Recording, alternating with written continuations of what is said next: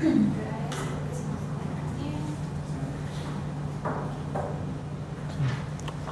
ahora vamos a ver algunas cosas muy básicas de microbiología.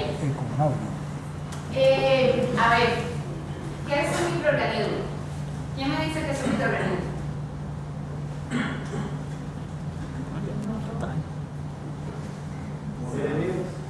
Ajá, pero diminutos, ¿verdad? O sea, estamos hablando de un ser vivo, como dijo el compañero, pero que no lo podemos ver a simple vista. Por eso un microorganismo. ¿Ok? Muy bien. ¿Y quién me da ejemplos de microorganismos?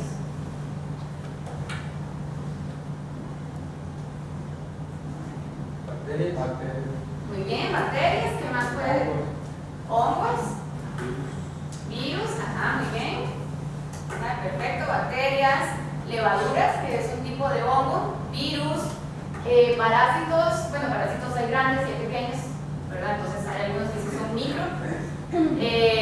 Ok, muy bien. ¿Y dónde encontramos a estos microorganismos? ¿Dónde encontramos a las bacterias, a los hongos?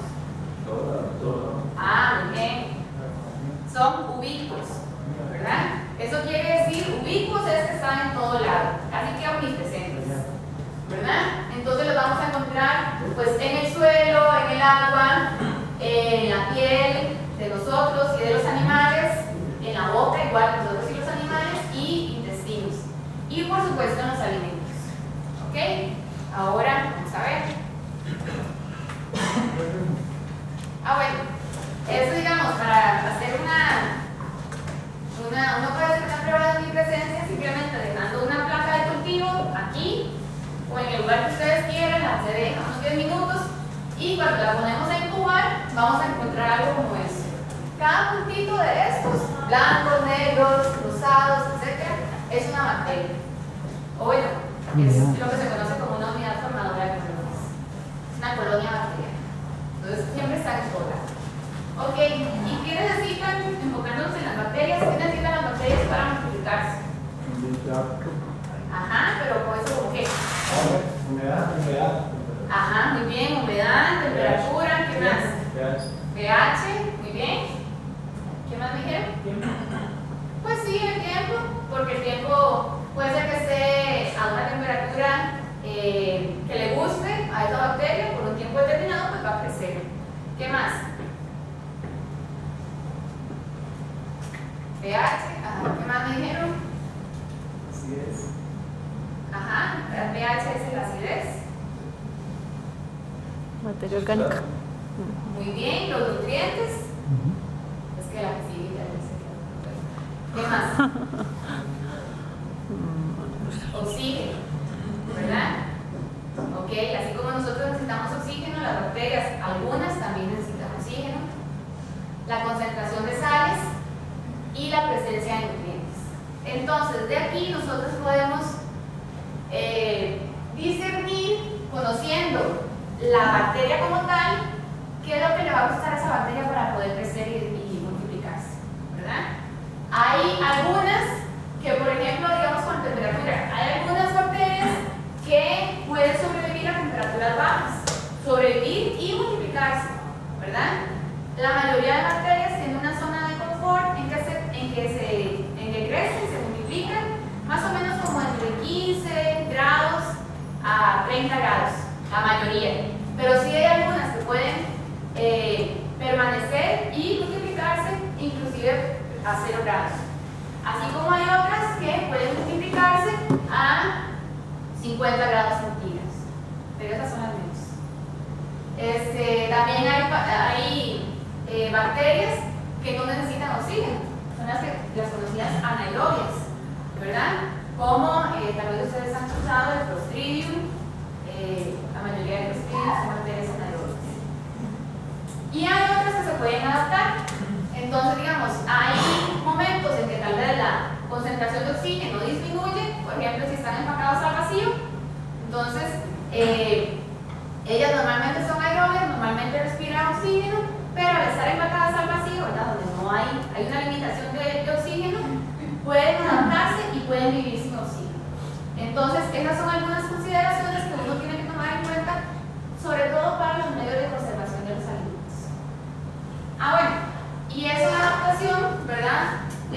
que algunas de las bacterias también pueden producir esporas. ¿Qué quiere decir eso? Que la bacteria cuando encuentra un ambiente en el cual no se siente confortable, un ambiente adverso, puede ser un pH un ambiente muy ácido, muy alcalino, etc. Ella se recubre completamente con una cápsula y la hace sumamente resistente a esas condiciones adversas. Como que está ahí ¿cómo se dice? Como los osos, invernando, digamos. Nada más esperando a que sean las condiciones buenas para empezar a multiplicarse. ¿Ok? Ahora, no todos los microorganismos son patógenos. Tenemos también microorganismos que no son patógenos y que más bien pueden proveer beneficios para la industria, ya sean, por ejemplo, beneficios para la industria médica, como la elaboración de medicinas. De hecho, bueno, la penicilina, ¿verdad?, es fabricada, en sus inicios fue fabricada por un hongo. También constituyen flora normal, por ejemplo, del intestino, tanto nosotros como los animales. Y existen unas que son fermentadoras de azúcares que se utilizan mucho en la industria, son los lactobacilos, que se utilizan para la producción de queso, la producción de yogur, de vino, de cerveza, de pan. Entonces esas son bacterias que nosotros hemos aprendido a controlar para nuestro beneficio. También otras que son perjudiciales, pero que no van a causar enfermedad, sino que nada más van a alterar los alimentos, produciendo, digamos, descomposición, que es, por ejemplo, digamos, que el alimento se ve feo, tiene un olor rancio o tiene un olor a putrefacto, pero no necesariamente hay una bacteria patógena ahí, ¿verdad? Y luego los microorganismos patógenos, que son los que vamos a ver más adelante.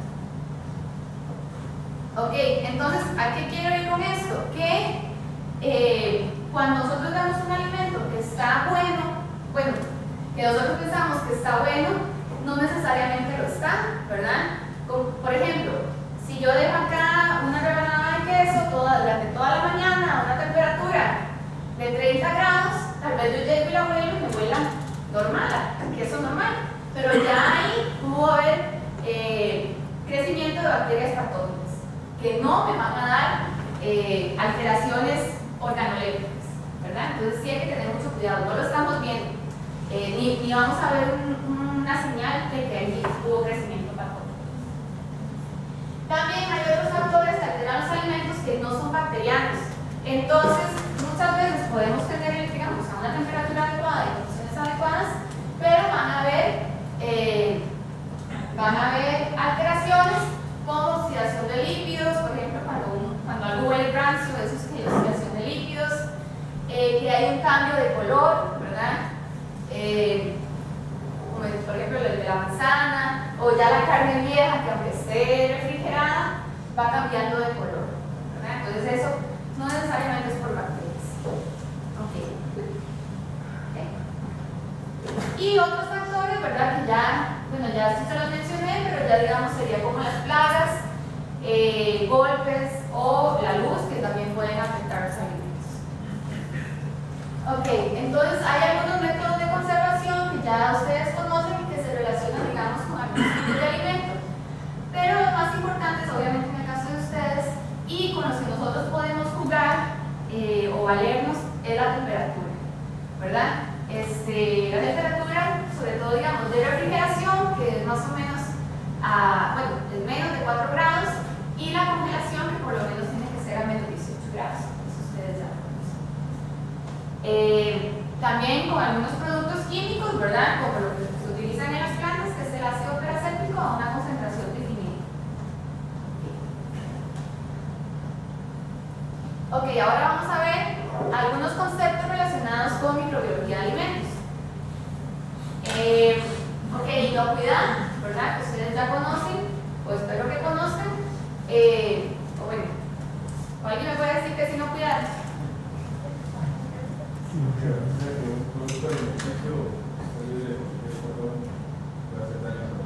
Ajá, muy bien. Y siempre y cuando se ha utilizado de acuerdo a lo que se fabricó, ¿verdad? O de acuerdo a su proceso, ¿ok? Entonces hay esta garantía de que los alimentos no causarán daño al consumidor cuando se preparen y o consuman de acuerdo al uso al que se destinan. ¿Ok? Y ahora, ¿qué es calidad? ¿Es igual calidad que inocuidad? ¿Ok? ¿Qué es calidad?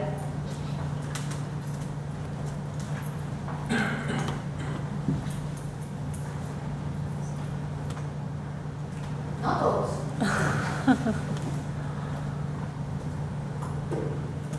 Un servicio que satisfaga las necesidades del cliente. Ajá, muy bien. Muy bien. Vamos a ver cómo se define. Es la medida en que los niveles del conjunto de características que ofrece un producto o servicio satisfacen las necesidades expresadas o implícitas de los clientes o los consumidores, ¿verdad? Entonces muchas veces calidad se trata de características organolépticas o calidad se puede tratar de bienestar animal o de que un producto sea orgánico, ¿verdad? Porque es cierto, bueno, si un producto no es orgánico no quiere decir que no sea inocuo, pero esa calidad, digamos, se la está pidiendo el consumidor a esa empresa X, ¿verdad? Entonces eso va a depender mucho del consumidor. Ok, ¿y quién me dice que es seguridad alimentaria? ¿Es igual que inocuidad o es igual que calidad? ¿O no? Seguridad alimentaria tiene que ver con la garantía de que todos vamos a tener alimentos disponibles. Muy bien, exactamente. ¿Verdad? Es la existencia de alimentos que sean inocuos, ¿verdad? Disponibles, accesibles y también asequibles para toda la población durante todo el tiempo. Entonces, por eso es que, bueno, se han desarrollado alimentos transgénicos o mejores y mayores, más veloces formas de crianza de animales, etc. ¿Ok? Entonces, muy bien. Entonces, cuando estamos hablando de una enfermedad alimentaria, o lo que también conocemos comúnmente como ETA, es una enfermedad que se transmite a través de un alimento. No necesariamente está relacionada con el animal, sino que nosotros podemos ser portadores. Se dice que solo las enfermedades diarreicas matan 1.8 millones de niños cada año. La mayoría son atribuibles a alimentos y a agua. Esto a nivel mundial. O sea, imagínense un montón de niños que están muriendo a causa de algo que se puede prevenir fácilmente, ¿verdad? Ok. Y bueno, un alimento contaminado, esto existe un contaminante. Ahora bien, ¿cuáles son los posibles contaminantes? Físicos, químicos, biológicos. Ajá, bacterias, químicos y físicos. Ok, yo sé que ustedes todos eso. Ok, entonces tenemos contaminación biológica, que pueden ser microorganismos patógenos, ¿verdad? Como bacterias, virus, priones, o podría ser por medio de toxinas biológicas como las toxinas que produce una bacteria en específico, ¿verdad? Como el Staphylococcus aureus, que ahora vamos a ver. Y contaminación química, como pueden ser metales pesados, tóxicos como el mercurio, el plomo, cadmio, algunas sustancias químicas relacionadas como a los medicamentos veterinarios y plaguicidas. Todo eso lo podemos encontrar, digamos, en un alimento. Y contaminación física, pues cualquier cosa, grapas, pelos, uñas, aretes. Ok. Entonces, vean ustedes, bueno, ese es un gráfico, yo sé que no se ve muy bien, y ya también es un poco viejito, pero para que ustedes vean que aproximadamente en este estudio que fue en Holanda, un 16% de los brotes alimentarios se debió a carne tanto de bovino como de cerdo. En bueno, también hubo un montón, todo esto fue relacionado con huevo y otros. Pero vean ustedes que solo un 16% se relacionó a carnes. ¿Ok? Entonces, ¿cómo clasificamos las enfermedades alimentarias? Tenemos la infección alimentaria, la intoxicación alimentaria y una mezcla que sería la toxicinfección. La infección se da cuando se ingiere un alimento que contiene contiene los microorganismos patógenos y estos van a invadir las células del intestino o las células con las que tengan afinidad y van a producir, digamos, como dice ahí, una invasión en el cuerpo. O sea que muchas veces estas enfermedades están relacionadas con fiebre porque hay una respuesta inmune directa, como por ejemplo la salmonela y la listeria. Inclusive si no se tratan a tiempo o no se tratan en un estado inicial, puede haber, digamos, ya una infección generalizada. La intoxicación alimentaria es cuando se consume un alimento que contiene toxinas de microorganismos o alimentos que normalmente, digamos, pueden contener esas toxinas. Bueno, un alimento que normalmente tiene una toxina puede ser los camarones, por ejemplo. No es que tenga una toxina, pero puede tener un componente que si alguien es alérgico, pues va a producir una intoxicación. Y los microorganismos, por ejemplo, los Staphylococcus aureus, que en sí no va a provocar una enfermedad, sino que él, cuando está en el alimento, fuera del cuerpo, cuando se está reproduciendo, va a producir una toxina ligada que cuando nosotros vamos y comemos ese quesito, etcétera, que tiene ahí un rato con staph, entonces obviamente pues nos va a provocar enfermedad. Bueno, ahora vamos a ver más adelante del staph. No me interesa. Ok, y la que es una mezcla, digamos, es la toxinfección, es cuando un microorganismo penetra e invade las células del cuerpo y cuando ya ha invadido produce una toxina que es la que va a provocar la enfermedad. Por ejemplo, la E. coli o la bacteria que produce el cólera, que es el virus cólera.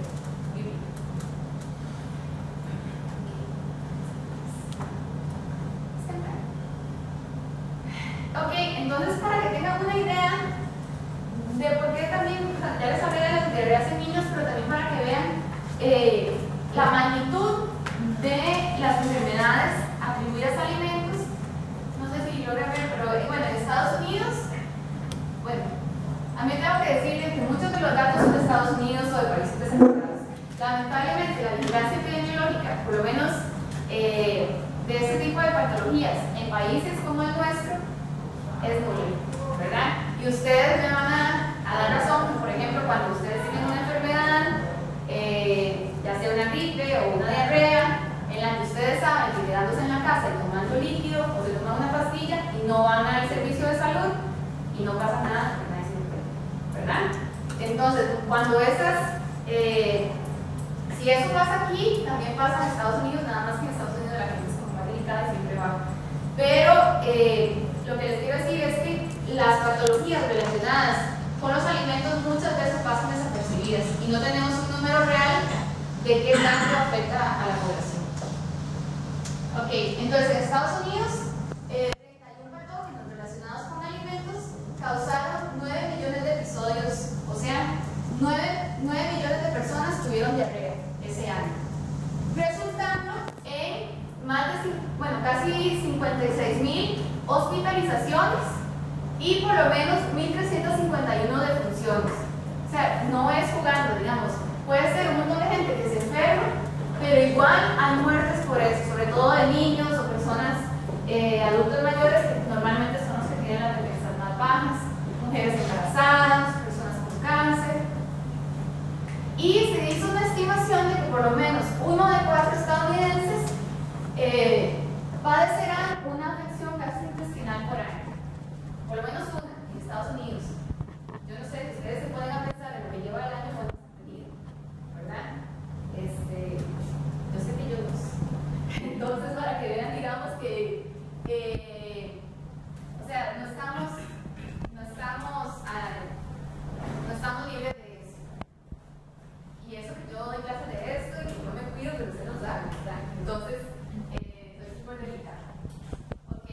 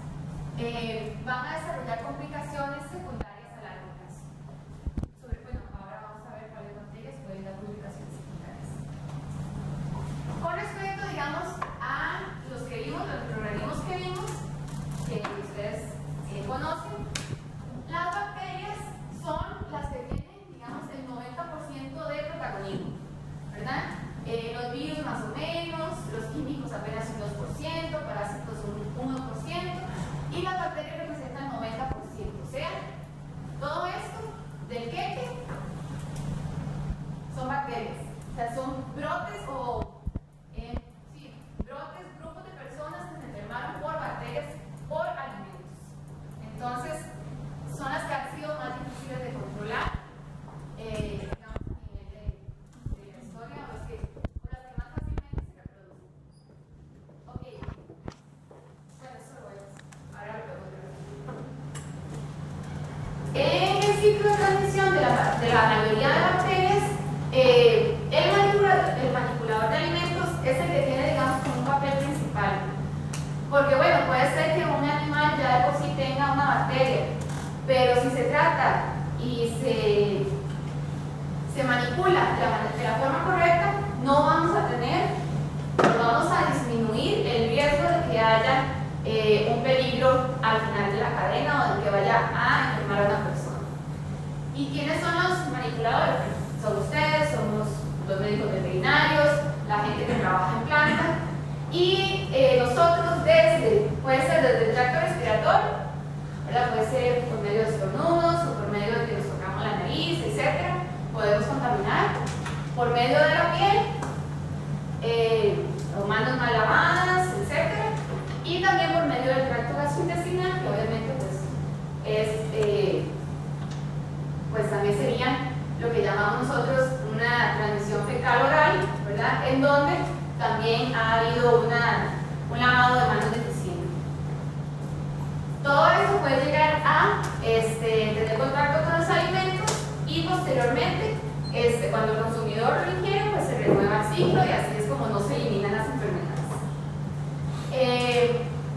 Entonces, como, digamos, errores frecuentes con respecto a la manipulación es, por ejemplo, el abuso del tiempo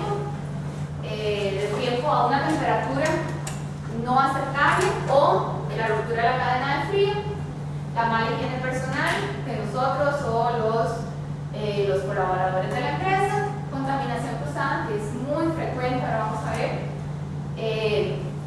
bueno, cocción ineficiente en el caso ya de las preparaciones, un recalentamiento inadecuado o el uso de sobrantes de alimentos. Ok.